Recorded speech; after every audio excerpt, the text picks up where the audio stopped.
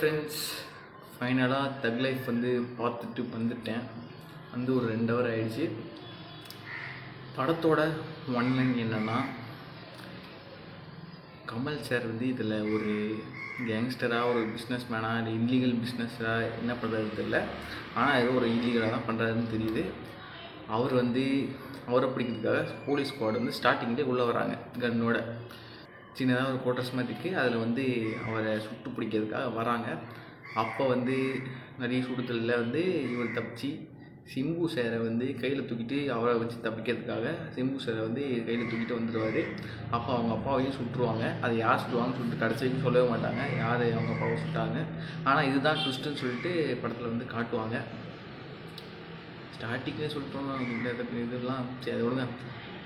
அப்படி ஸ்டூடெண்ட்ஸ் காட்டுறாங்களா. அப்போ வந்து என்ன ஆகுதுன்னா, இப்போ சிம்பு வந்து 6 வயசில் இருந்து இவர் தான் வந்து அவர் கூட பார்க்காதங்கிற ஒரு மகனாக வந்து வளர்க்குறாரு. வளர்த்து இவரையும் ஒரு கேங்ஸ்டராக ஆக்குறாரு. நடுவில் வந்து ஒரு ஸ்டார்டிங் திருப்பியும் அதுவும் ஸ்டார்டிங்கில் கட்டுவாங்க. இவனோட கமல் சாரோட அண்ணன் பொண்ணை வந்து ஒருத்தன் வந்து லவ் பண்ணி ஏமாற்றி விட்டுருவான். அந்த பொண்ணு வந்து சூசைட் பண்ணி இறந்துருவாங்க. அதுக்கு வந்து பழி வாங்கிறதுக்காக சிம்புவும் கமல் சாரும் வந்து அந்த லவ்வரை வந்து கொண்டுருவாங்க. அதுக்கு வந்து ஒரு பொலிட்டிஷியன் வந்து உள்ளே வருவார். என் அக்கா பொண்ணு அப்படின்னு சொல்லிட்டு அது சொல்லிட்டு வருவார். இது மாதிரி அவனை கொள்ளாதீங்க, நான் என்ன வேணா தரேன், இவ்வளோ பணம் வேணா தரேன், அவனை விட்டுருங்க அப்படின்னு சொல்லிட்டு வருவார். அவரும் வந்து எந்தி பார்ப்பார். ஆனால் சுட்டு கொண்டுருவாங்க. அதுக்காக கமல் சார் வந்து ஜெயிலுக்கு போவார். ஜெயில் மாதிரி இருக்காது, அவர் ஜாலியாக இருப்பார். அது மாதிரி ஒரு இடத்துல வந்து அவர் இருப்பார். டெய்லியும் வந்து சிக்கன் பிரியாணி கொடுத்துட்டு அங்கங்கே த்ரிஷா கூட ஜாலியாக இருந்துட்டு அப்படின்னு சொல்லிட்டு அப்படி இருப்பார் அவர். சரி இதுதான் இப்படி போதே அப்படின்னு சொல்லிட்டு சிம்பு சார் என்ன பண்ணுறாருன்னு பார்த்தா, இவர் வந்து நான் தான் அடுத்த சிக்கன்னு சொல்லிட்டு அப்போ வராது. சரி சிம்பு சார் என்ன பண்ணுறாருன்னு பார்த்தா, இவர் வந்து இவர்கிட்ட பொறுப்பு கொடுத்துட்டு போகிறேன், இவன் தான் எனக்குமே அப்படின்னு சொல்லிட்டு இவர்கிட்ட பொறுப்பு கொடுத்துட்டு போயிடுவார். அவர் வந்து அமரன் அப்படின்னு சொல்லிட்டு ஒரு கேரக்டரில் வந்து இருப்பார். அப்புறம் என்ன ஆகுதுன்னா, இது வந்து அவங்க அண்ணனுக்கு பிடிக்காது. கமல் சாருக்கு ஒரு அண்ணன் சொன்னால அவங்க பொண்ணு இறந்துட்டாங்க. அந்த அண்ணனுக்கு வந்து இது பிடிக்காது. நான் அண்ணன் ஒருத்தன் இருக்கேன், ஆனால் அவன் உங்கள்கிட்ட கொடுத்துட்டு போயிட்டான் அப்படின்னு சொல்லிட்டு கமல் சிம்புக்கிட்டே சொல்லிடுவார். உங்கள்கிட்ட கொடுத்து எனக்கு பிடிக்கல. அவர் வந்து மனசு கஷ்டப்பட சொல்லிட்டு அவர் வந்து ஆறுதல் சொல்லுவார். இல்லை நீங்கள் தான், நான் உங்களுக்கு இருக்காமல் எதுவும் பண்ண மாட்டேன் அப்படின்னு சொல்லிட்டு அவர் வந்து கேட்க, இவரும் சரி வண்டியை அடிச்சுட்டு போவாங்க.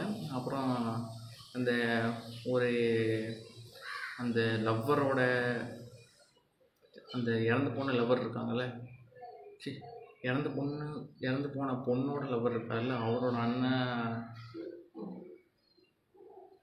இறந்து போன பொண்ணு இருக்காங்கல்ல, அவங்களோட லவ்வரோட அந்த அம்மாவோட தம்பி, அதாவது ஸ்டார்டிங்கில் அக்கா பையனை விட்டுன்னு சொல்லி ஒருத்தர் அவர் வந்து பொலிட்டிஷனை அங்கே போகிறேன்னு சொல்லிட்டு, நான் என்ன மாதிரி எல்லா பிஸ்னஸையும் விட போகிறேன், அதனால் நீங்கள் வந்து என் பிஸ்னஸை டேக் ஓவர் பண்ணிக்கோங்க, அது இல்லீகல் பிஸ்னஸ்னால் என்னை பற்றி நான் பண்ண முடியாது, நீங்கள் பண்ணிக்கோங்க, ஆனால் எனக்கு வந்து இந்த 30% வந்து அதில் வர ப்ராஃபிட் மட்டும் என்கிட்ட கொடுத்துருங்க, நீங்கள் பிஸ்னஸ் நடத்திக்கோங்க, நான் வந்து கவர்மெண்ட்டை பார்த்துக்கிறேன், அதுலேருந்து உங்களுக்கு எல்லாமே சப்போர்ட் பண்ணுறேன்னு சொல்லிட்டு அவர் வந்து ஒரு டீல் கேட்க, அது சிம்பு வந்து யதார்த்தமாக வந்து அவர் கேட்க ஒரு பதார்த்தமாக சிம்பு விட்டு கொடுத்துருவார்.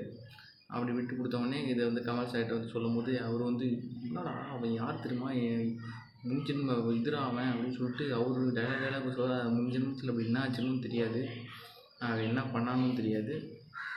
அப்புறம் சரி என்னடா ஆச்சுன்னு சொல்லிட்டு திரும்பியும் சொல்லுவாங்கன்னு பார்த்தா அது கடைசி வரைக்கும் சொல்ல மாட்டாங்க என்ன ஆச்சுன்னு.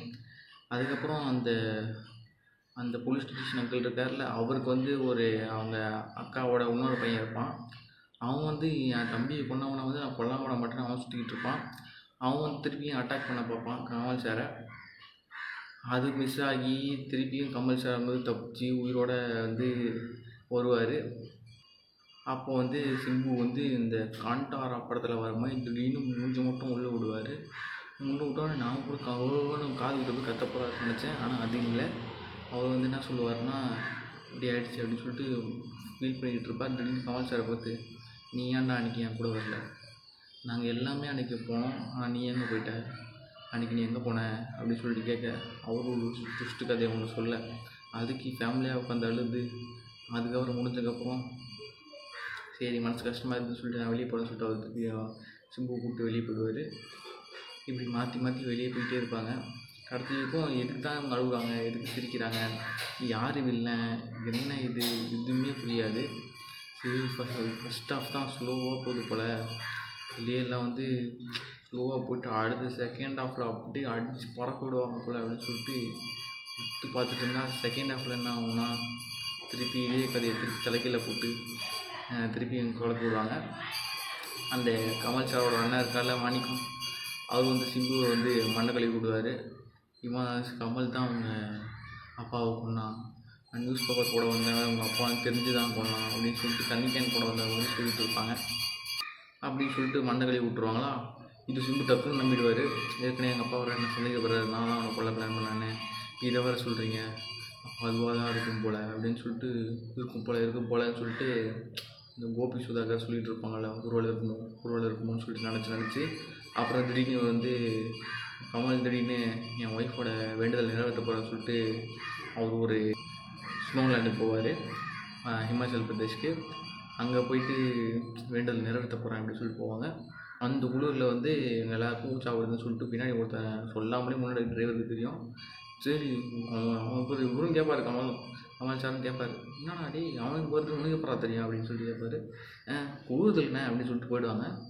அங்கே போய்ட்டு எல்லோரும் சுற்றி யூஸாக போயிட்டுருப்பார். கமல் மட்டும் நடுவில் நடந்து போவார். நடந்து போயிட்டு அங்கே உட்காந்து இயற்கையை வேடிக்கை பார்த்துட்ருப்பார். பின்னாடி யாரா 4 பேர் குற்றவாளி போகிறானுங்க நிற்கிற மாதிரி இருக்கே அப்படின்னு சொல்லிட்டு திரும்பி பார்ப்பார். பார்த்தா எல்லாம் ஃபேண்டாஸ்டிக் ஃபோர் மாதிரி நிற்பாங்க. என்னப்பா எப்படி நிற்கிறீங்க அப்படின்னு சொல்லிட்டு இவர் பார்க்க, அவங்க திருப்பி பார்க்க, அப்போ இவர் இப்படி லைட்டாக அப்படியா அப்படின்னு பார்க்க, அவங்க வந்து ஆமாம் அப்படி தான் அப்படின்னு சொல்லிட்டு பார்க்க, அப்புறம் வந்து சரி அடித்து சாப்பிட போகிறாங்க பார்த்தா திடீர்னு டிரைவர் வந்து கன் எடுத்து சுட போகிறாருன்னு பார்த்தா கை மட்டும்தான் ஆடும், இன்னும் வேறு எதுவும் நடக்காது. அப்புறம் சரி அவரை பிடிச்சி அடித்து கமல் தள்ளி விட்டுருவார். அடுத்து நாசர் சார் வந்து அதாவது மாணிக்கம் வந்து கன் எடுத்து கமல் நெஞ்சிலே ஒரு சுட விடுவார். சுட்டவொடனே அப்படியே ஒரு திருப்பி நீ ஆடா அண்ணா அப்படி பண்ண அப்படின்னு சொல்லிட்டு அவர் பார்ப்பார். அப்புறம் நான் தான் பண்ணேன்னு இவர் பார்ப்பார். அப்புறம் திருப்பி காலில் ஒரு சுட்டோடனே திருப்பி ஏஞ்சி நிற்பார். சுட்டோன்னே ஏஞ்சி நிற்பார். அவர் டமான் கீழே வந்துடுவார். அப்புறம் அப்படியே பிளரில் வந்து ஒரு ஃபேஸ் கட்டுவாங்க பின்னாடி யார் வராங்கன்னு. அப்போ வந்து சிம்பு சார் உள்ளே வருவார். வந்தவொடனே வந்துட்டாண்டா என் பையன் அப்படின்னு சொல்லிட்டு சிம்பு சார் அப்படியே பிளர் இதில் வந்து பார்ப்பாரு. கமல் சார் அப்படியே சிரிச்சுக்கிட்டே பார்ப்பாரு.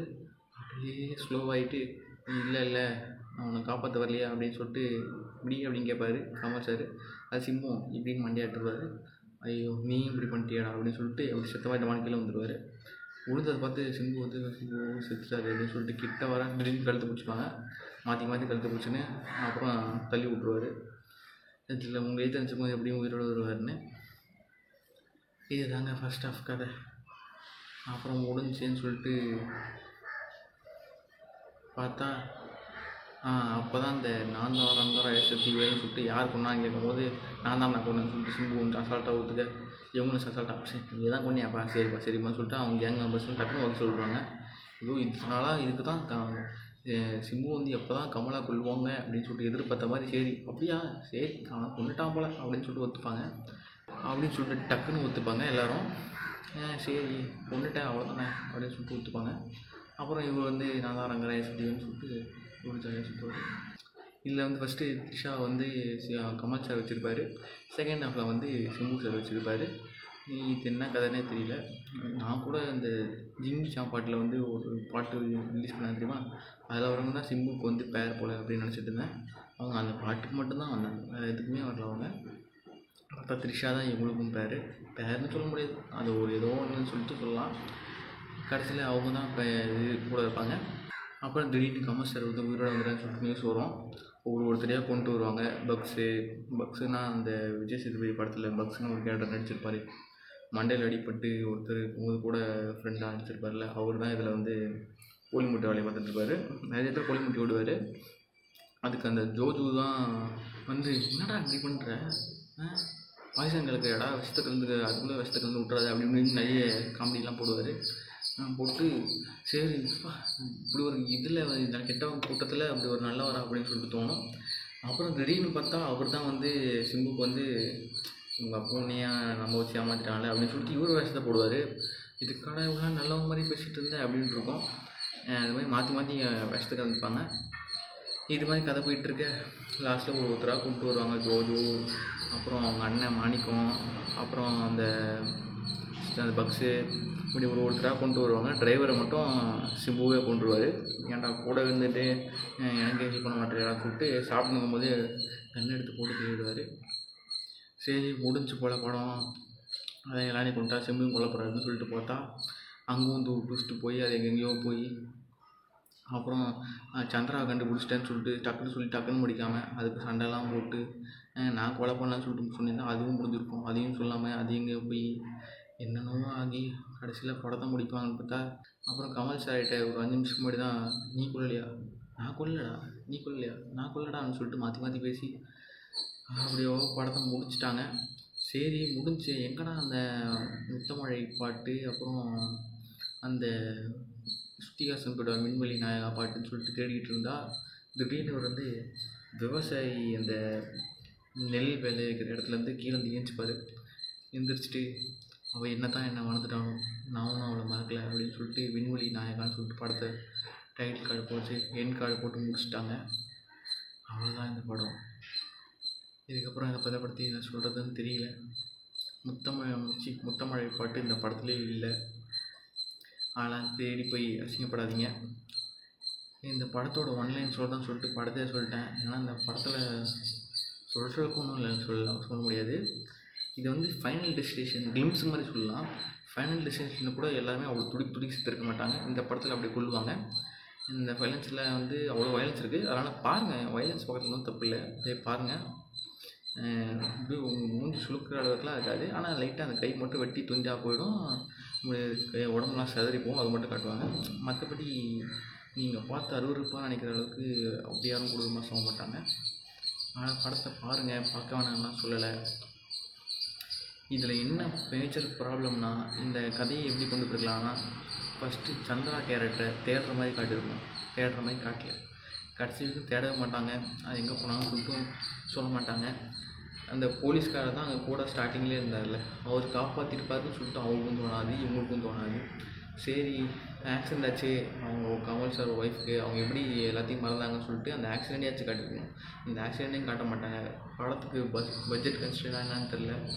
எல்லாமே வந்து வாயிலே சொல்லிடுவாங்க, இது மாதிரி ஆச்சு, இது மாதிரி ஆச்சு, இது மாதிரி நடந்துச்சு, அது மாதிரி நடந்துச்சு சொல்லிட்டு எல்லாத்தையும் வாயிலே சொல்லிடுவாங்க.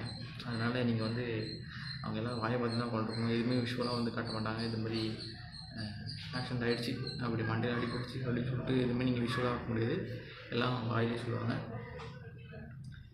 வேறு என்ன இருக்குது?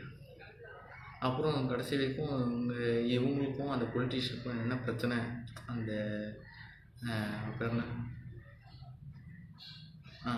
அவங்க அண்ணனோட தங்கச்சி அண்ணனோட பொண்ணோட அந்த வில்லன்னு நினச்சிக்கோங்க. அதனால அவனுக்கும் இவங்களுக்கும் என்ன பிரச்சனைன்னு சொல்ல மாட்டாங்க கடைசி வரைக்கும். அது அப்படியே அவர் எதுவும் நோய் தாக்கி இறந்து போயிடுவார். அவரும் ஒரு ஆளாகவே அதில் மதிக்காமல் செத்து போயிடுவார். இதுலேயும் எல்லாம் செத்து போயிடுவாங்க. எதுக்கு அடிச்சுக்கிறாங்க, எதுக்கு சுற்றுறாங்க, எதுக்கு என்ன பிஸ்னஸ் பண்ணுறாங்க, எதுக்கு இந்த இது எடுத்தாங்கன்னு சொல்லிட்டு எதுவுமே புரியாது. ஆகும்போது இந்த படம் ஒன்றுமே புரியல. எல்லாத்துக்கும் ஒரு டெப்த் எடுத்துகிட்டு போயிட்டு தான் இந்த படம் செம்மையாக ஒர்க் ஆகிருக்கும். ஆனால் எதுலேயுமே இங்கே முடிச்சா அங்கே நீங்களே ஒரு ஷார்ட் வச்சுட்டேன், நீங்கள் அதை பார்த்து புரிஞ்சுக்கோங்க அப்படின்னு சொல்லிட்டு எடுத்து வச்சுட்டாங்க. அதனால் இந்த படம் மோஸ்ட்டாக யாருக்கும் புரியாதுன்னு நினைக்கிறேன். புரிஞ்சாலும் அதை சொன்னீங்கன்னா கதை என்னன்னு சொல்லிட்டு கமெண்ட் செக்ஷனில் சொல்லிட்டு போங்க. ஏன்னா எனக்கு புரியலன்னு சொல்கிறதா இல்லை எனக்கு என் கூட பார்த்தவங்களுக்கு என்ன இப்படி முடிஞ்சிச்சு அப்படின்னு தான் சொல்லிட்டு இருந்தாங்க. அதனால் கமெண்ட் செக்ஷனில் கமெண்ட் பண்ணுங்கள். இவ்வளோ தான் அந்த படத்தை பற்றி நான் ஞாபகம் வச்சுருந்து பார்த்துட்டு சொல்லுங்கள் நண்பர்களே.